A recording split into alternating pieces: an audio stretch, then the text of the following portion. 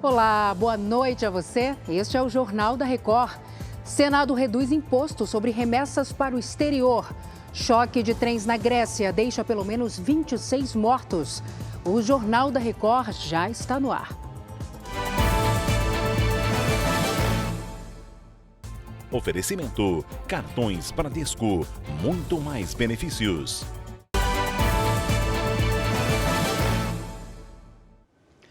Voltou a chover forte nas últimas horas em São Sebastião, no litoral norte de São Paulo. Ao menos 65 pessoas morreram após o temporal no feriado de carnaval. A Ingrid Gribel está lá na região, atualiza as informações para a gente.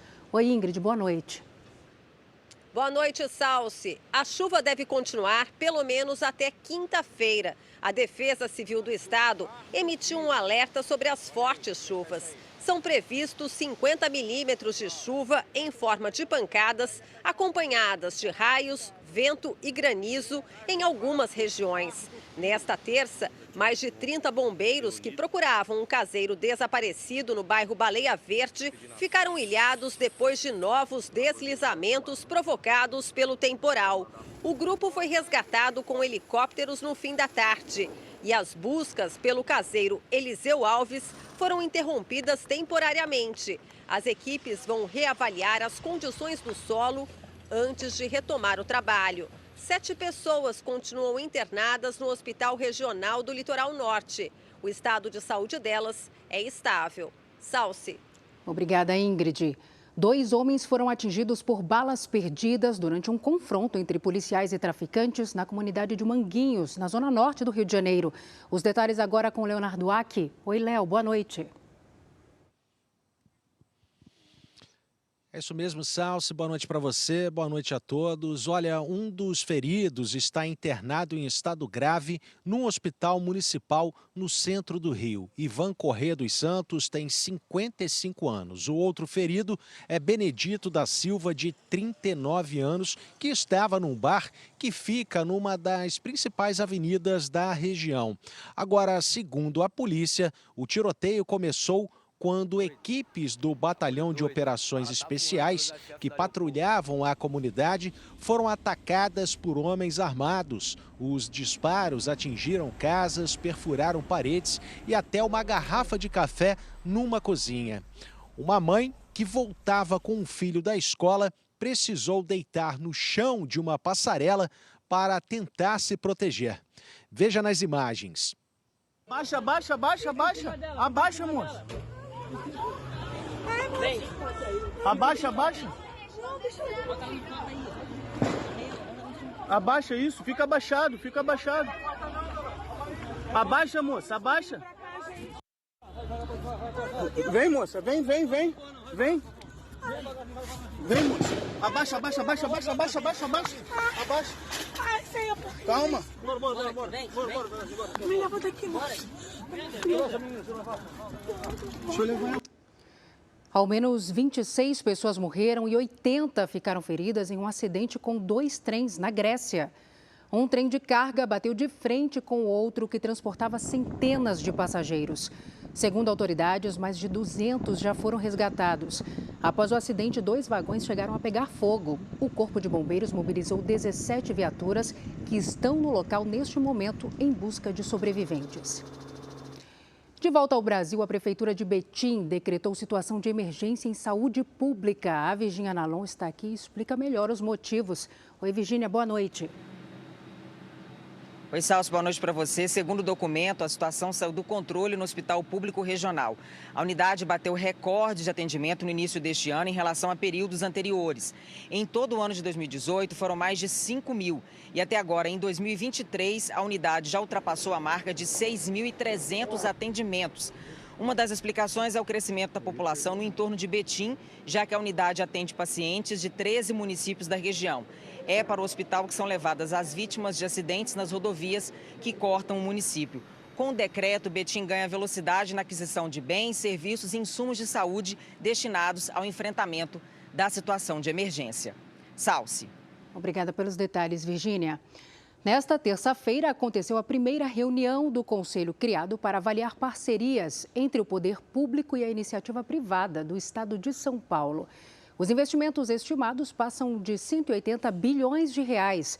A Adriana Perrone acompanhou tudo e traz os detalhes agora para a gente. Oi, Adriana. Oi, Salsi, boa noite. O programa tem como objetivo trazer investimentos do setor privado para a área de infraestrutura do Estado. 15 projetos foram discutidos na reunião com o governador Tarcísio de Freitas, do Republicanos. Entre os temas, a concessão de 1.800 quilômetros de rodovias, a mudança da sede do governo para o centro da capital paulista e a construção de um túnel entre Santos e Guarujá. O governador destacou os estudos que vão embasar a privatização da Sabesp, Companhia de Saneamento Básico de São Paulo. A gente vai enveredar pela desestatização, tendo a absoluta convicção que nós vamos atingir os nossos objetivos, ou seja, percebendo que a gente consegue trazer investimento, comprimir a meta de universalização, gerar upsides e diminuir tarifa, aí a gente vai prosseguir numa operação de capitalização, fazendo, né, essa operação de venda de ações no mercado. Tarcísio de Freitas também adiantou detalhes do projeto ferroviário que pretende interligar a capital paulista às cidades do interior. Vamos estudar a possibilidade de concedermos linhas da CPTM e do metrô, além de iniciar imediatamente os projetos dos trens intercidade Sorocaba, São Paulo, São José dos Campos, São Paulo e São Paulo Santos. Esse trem intercidades a gente está falando de CAPEX, né, de investimento da ordem de 12,5 bilhões de reais. Então, realmente um investimento de monta, um investimento extremamente importante.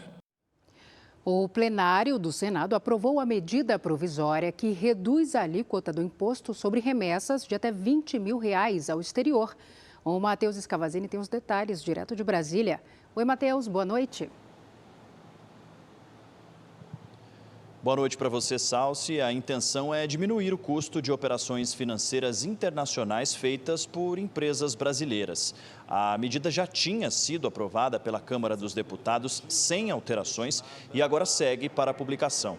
Desde janeiro, o imposto sobre essas operações de remessas ao exterior caiu de 25% para 6% e vai seguir nessa alíquota até 2024. A partir daí, vai subir de forma gradual ano a ano. Em 2025, será de 7% e chegará a 9% em 2027. A medida deve reduzir a arrecadação em mais de R$1 bilhão neste ano e ultrapassar R$1,5 bilhão no ano que vem. Salsi. Obrigada, Matheus. A Rússia intensificou os ataques contra a cidade de Bakhmut, no leste da Ucrânia. Debaixo de bombardeios, as operações para retirada de civis se multiplicam.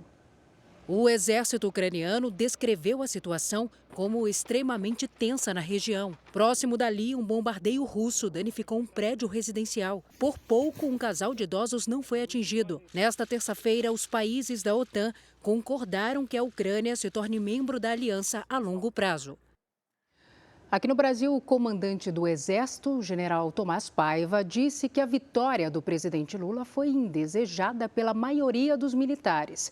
A declaração faz parte de um áudio vazado sem o conhecimento dele e de antes da indicação para o cargo. O general também afirmou que não houve fraude no processo eleitoral. As falas do general aconteceram em 18 de janeiro, em uma reunião com os oficiais do Comando Militar do Sudeste. Na época, liderado por ele. O tom da conversa era para que os militares aceitassem o resultado das eleições. O general chegou a pedir para não ser gravado, mas o áudio foi divulgado nesta terça. Mas não dá para falar com certeza que houve qualquer tipo de irregularidade. Infelizmente, foi o resultado que para a maioria de nós, foi indesejado. Mas aconteceu. Sobre os pedidos de intervenção militar em frente aos quartéis, Tomás disse que golpe não daria certo. Imagina se a gente tivesse enveredado por uma aventura, tá? A gente não sobreviveria como país. A moeda explodiria, tá? A gente ia levar um bloqueio econômico jamais visto, tá? Aí você ia ficar um páreo e aí o nosso povo ia sofrer as consequências. Ia ter sangue na rua. E criticou os atos de 8 de janeiro. A gente teve aquele evento, que é um evento, vamos falar aqui, inaceitável, qualquer um de nós, inaceitável, em qualquer circunstância, condenável, tá?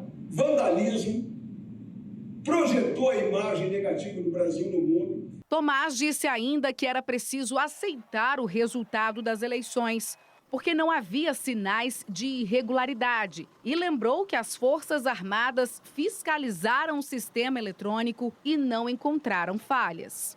Aí nós tivemos o segundo turno das eleições. O Lula ganhou 60 milhões de votos. O Bolsonaro teve mais votos nessa eleição do que ele teve na outra. A diferença nunca foi tão pequena, foi mínima. Mas aí o cara fala assim, pô, general, mas teve fraude. Nós participamos de toda a fiscalização. Constatou-se fraude? Não. 3 dias depois da reunião, o general Tomás Paiva foi nomeado pelo presidente Lula como comandante do Exército. Ele substituiu o general Júlio César de Arruda.